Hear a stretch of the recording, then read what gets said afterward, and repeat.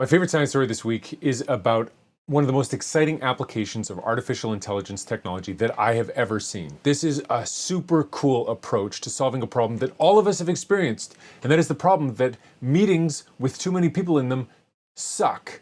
They're just no good. They're not effective. Once you have more than about a dozen people in the room, forget about it, right? Imagine trying to get 100 people to come to consensus on what to order for lunch. It seems impossible, but this new technology scales up small conversations using AI as a way of connecting the dots. And so you can get 100 people together, try to make a tough decision together, and the best ideas will rise to the top. It's a super cool technology, and I'm really excited to tell you about it.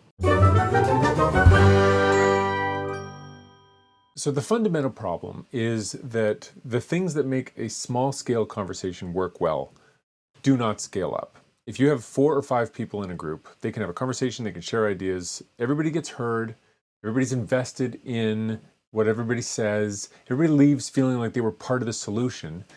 That just can't happen if you have 100 people. If you have 100 people and they want to make a decision together, especially a hard decision, you've got to find a way to transform it into another format. You have to either make it into something they can vote on, or you can make it into some kind of a Wikipedia page that people can edit, or maybe you have a town hall meeting. Do get everybody into the same room, but the dynamic's going to be totally weird.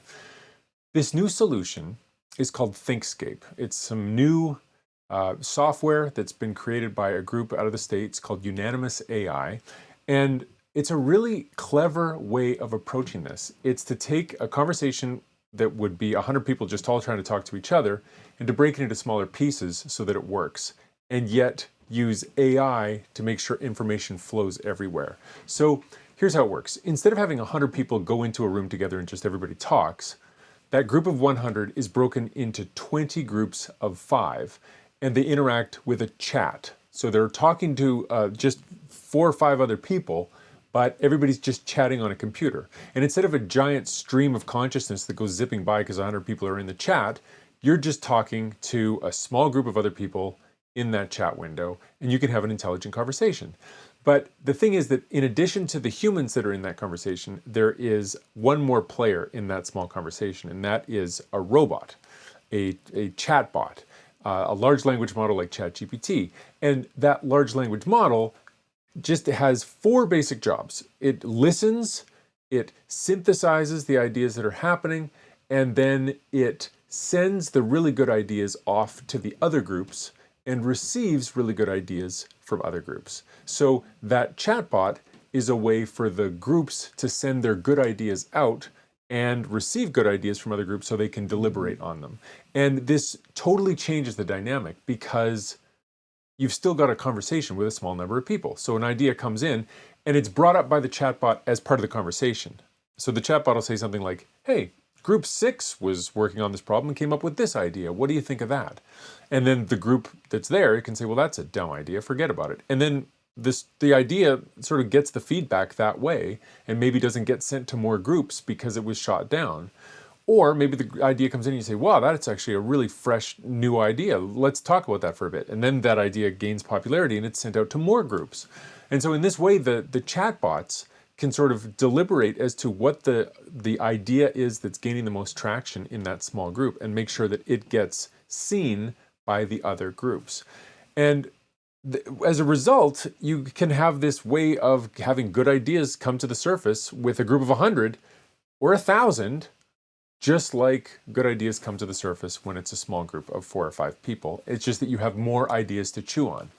I reached out to the company. I had a really interesting conversation with them about sort of how this really works on the ground. I haven't had a chance to test it out myself, but they told me that one of the things that they had to really tweak when they were doing this and building it is that they had to get the sort of voice of the chatbot right, because people instinctively treated it as the authority. So whenever it brought new information in, people would, drop what they were thinking and sort of go with what had been suggested. What they needed to do is change the bot so it was much more like a participant in the conversation. So they really changed its voice so that it said, hey, here's an idea that came from another group. What do you think of that? But very passive and reinforcing the ideas that were already present in the group so that it really just brings the ideas into the conversation lightly the way a human would. Now, as far as how well it works, the company presented me with some pretty compelling data. They showed me one really neat graph, which is scores on IQ tests. So if you take a large group of people and you give them all an IQ test, on average, they'll score in the 50th percentile. That's the nature of a 50th percentile, which is equivalent to an IQ of 100. If you give people a multiple choice IQ test and you let them vote, you'll end up, the group will come to a consensus that gets you in the 84th percentile. So that's a big improvement from the 50th percentile. But using this tool, it got all the way up to the 97th percentile, which is really cool. So a good idea, people had a chance to defend why this was the right answer to the IQ test, and other people could see that that was a good idea, and that's what the consensus would come to. So really, really cool, and a good evidence that for complex, difficult problems, this is a great way to get the best thinkers in your group to the surface. They also told me about a study, and I haven't seen the raw data for this, but they told me about a study where a group of people that were just normal humans tried to figure out what the bracket should look like for the March Madness basketball tournament. And using this method, they scored in the 91st percentile. Their bracket did really well. I don't know how many times they repeated that test, but that's a pretty cool anecdote.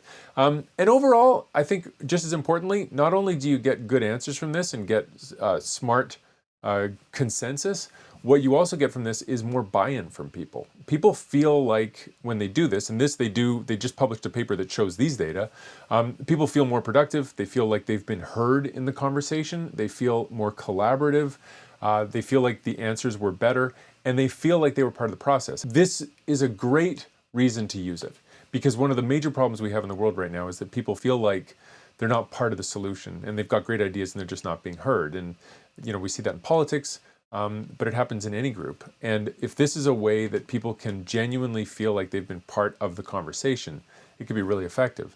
And listen, animal groups outperform individual animals all the time. We see it with schools of fish, we see it with locusts, we see it with murmurations of starlings. It's just, nature has a way of harnessing the power of groups. And if this use of AI gives humans an analogous ability to make smart groups and have the best ideas come to the surface, I think this could be great. Because it's not the AI that comes up with the great ideas, it's AI that works as a tool to help the best ideas come to the surface. That's just really, really cool. Anyway, this is my favorite science story this week. I have a bunch of other science stories to tell you about. If you'd like to know about them, you should sign up for my newsletter. Just go to followthebatsignal.com.